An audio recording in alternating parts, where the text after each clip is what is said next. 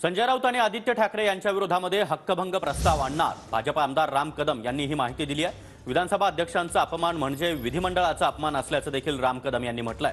आमदारांना चोर मंडळ म्हणणं ही देखील एक चूक आहे अशी टीका देखील राम कदम यांनी केली आहे। आजच्या सामनामध्ये चोर मंडळ असा उल्लेख करण्यात आला आणि त्याच पार्श्वभूमीवर आता राम कदम यांनी आक्रमक भूमिका घेतली आहे। आमदार 4-4 लाख लोकातून निवडून येतात, त्याला तुम्ही चोर मंडळ म्हणाल?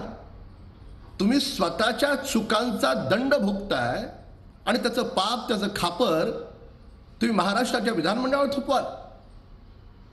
विधानसभा अध्यक्षांच्या बाबत तुमची आक्षेपार्ह विधानं हा केवळ अध्यक्षांचा अवमान नाहीये, तर हा महाराष्ट्राच्या गौरवशाली विधिमंडळाचा अवमान आहे। म्हणून मी आदित्य ठाकरे आणि संजय राऊत यांच्या विरोधात हक्कभंग प्रस्ताव विधानमंडळात मांडणार आहे।